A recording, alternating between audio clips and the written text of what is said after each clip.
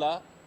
ಇವತ್ತು ನಾನು ಇವತ್ತೇ ನಿಮ್ಮ ಇದರಲ್ಲಿ ನೋಡಿದೆ, ಗ್ಯಾರಂಟಿ ಯೋಜನೆಗಳನ್ನು ಒಂದನ್ನು ಬಿಟ್ಟು ಎರಡನೇದ ಮಾತಾಡೋಕ್ಕೆ ಇವರಿಗೆ ತಾಕತ್ತಿಲ್ಲ.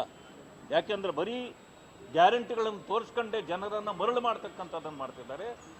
ಇದು ಪರ್ಮನೆಂಟ್ ಸೊಲ್ಯೂಷನ್ ಅಲ್ಲ. ತಾತ್ಕಾಲಿಕವಾಗಿ ನೀವು ಗ್ಯಾರಂಟಿ ಕೊಡೋದಕ್ಕೆ ಮುಂಚೆ ಎಲ್ಲರೂ ಉಪವಾಸ ಇದ್ರಾ ರಾಜ್ಯದಲ್ಲಿ? ಯಾರೂ ಉಪವಾಸ ಇರಲಿಲ್ಲ.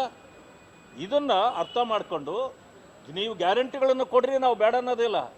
ಆದರೆ ಅಭಿವೃದ್ಧಿಯನ್ನು ಏನು ಮಾಡ್ತೀರಿ ಅಂದರೆ, ಗ್ಯಾರಂಟಿಗಳಲ್ಲೇ ನೀವು ಸರ್ಕಾರ ಮುಗಿಸ್ಕೊಂಡು ಹೊರಟೋಗೋದಾದರೆ ನಾಳೆ ಬಂದು ಅಭಿವೃದ್ಧಿ ಮಾಡೋರು ಯಾರು? ಇವತ್ತು ಅಭಿವೃದ್ಧಿ ಮಾಡ್ತಾ ಇಲ್ಲ. ಆ ರೀತಿ ಇವತ್ತು ಎಲ್ಲರೂ ಕೂಡ ಈ ಭ್ರಷ್ಟಾಚಾರವೇ ದೊಡ್ಡ ವಿಷಯವಾಗಿದೆ ಅವರಿಗೆ. ಆದ್ದರಿಂದಾಗಿ ಇದು ನನಗೆ ತೃಪ್ತಿ ತಂದಿಲ್ಲ. ಇನ್ನಷ್ಟು ಸಮಸ್ಯೆಗಳ ಪರಿಹಾರ ಆಗಬೇಕು. ಇವತ್ತು ರೈತರ ಸಮಸ್ಯೆಗಳಿದೆ. ಹತ್ತಿ ಬೆಳೆಯೋರು ಇದ್ದಾರೆ, ತೊಗರಿ ಬೆಳೆ ಮಾಡ್ತಕ್ಕಂಥವ್ರಿದ್ದಾರೆ, ಕಬ್ಬಿನ ಬೆಳೆ ಮಾಡ್ತಕ್ಕಂಥ ರೈತರಿದ್ದಾರೆ. ಎಲ್ಲ ಸಮಸ್ಯೆಗಳು ಕೂಡ ಇವತ್ತು ದೊಡ್ಡ ದೊಡ್ಡ ಸಮಸ್ಯೆಗಳಾಗಿ ಪರಿಣಮಿಸ್ತಾ ಇವೆ. ಈ ಸರ್ಕಾರ ಇವರಿಗೆ ಯಾರಿಗೂ ಉತ್ತರ ಕೊಡೋ ಸ್ಥಿತಿಯಲ್ಲಿಲ್ಲ. ನೀರಾವರಿ ಸಮಸ್ಯೆ ಏನಾಗಿದೆ ಇವತ್ತು? ಇನ್ನೂ ಎಷ್ಟು ಕೋಟಿ ಬೇಕು? ಒಂದು ಸಮಯ ಈಗ ನೀವೇನಾದರೂ ಅದಕ್ಕೆ ಪರಿಹಾರಗಳನ್ನು ಕೊಡಲಿಲ್ಲ ಅಂದರೆ ಇನ್ನೆರಡು ವರ್ಷ ಹೋದರೆ ಇವತ್ತು ಎಷ್ಟು ನೀವು ಹಣ ಕೊಡಬೇಕು? 1 ಲಕ್ಷ ಬೇಕಿದ್ದರೆ 2 ವರ್ಷ ಆದಮೇಲೆ ಅದು 2 ಲಕ್ಷಕ್ಕಾಗತ್ತೆ, 2 ಲಕ್ಷ ಕೋಟಿ ಆಗುತ್ತೆ.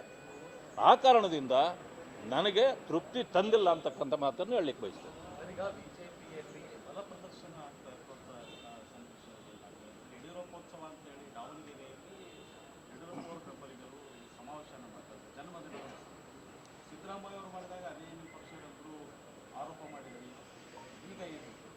ನೋಡಿ, ನನ್ನ ಜನ್ಮದಿನಾಚರಣೆ ಮಾಡ್ಕೊಳ್ಳೋದು ನನಗೆ ಸಂಬಂಧಪಟ್ಟಿದ್ದು. ಯಾರೋ ಅಭಿಮಾನಿಗಳಿದ್ದು ಅವರು ಮಾಡಿದರೆ ಅದಕ್ಕೆ ನಾನೇನು ಉತ್ತರ ಕೊಡೋಕ್ಕಾಗತ್ತೆ? ಅವರ ಅಭಿಮಾನ, ನಾನು ಅಷ್ಟನ್ನೇ ಹೇಳೋದು. ಇದು ಬಲ ಪ್ರದರ್ಶನ. ಇನ್ನೊಬ್ಬರು ವೀಕು, ಇನ್ನೊಬ್ಬರು ಸ್ಟ್ರಾಂಗು, ಪ್ರಶ್ನೆ ಇಲ್ಲಿಲ್ಲ. ಪಕ್ಷದ ಕಾರ್ಯಕರ್ತರಾಗಿ ನಾವೆಲ್ಲರೂ ಕೂಡ ಪಕ್ಷಕ್ಕಾಗಿ ದುಡಿಯಬೇಕು. ಪಕ್ಷದ ನಾಯಕತ್ವ, ಪಕ್ಷದ ಶಕ್ತಿ ಹೆಚ್ಚಿಸಲಿಕ್ಕೆ ನಾವೆಲ್ಲ ಶ್ರಮ ಪಡಬೇಕು. ಆ ರೀತಿ ಮನವಿ ಎಲ್ರಿಗೂ ಮಾಡ್ತೇವೆ. ಧನ್ಯವಾದ.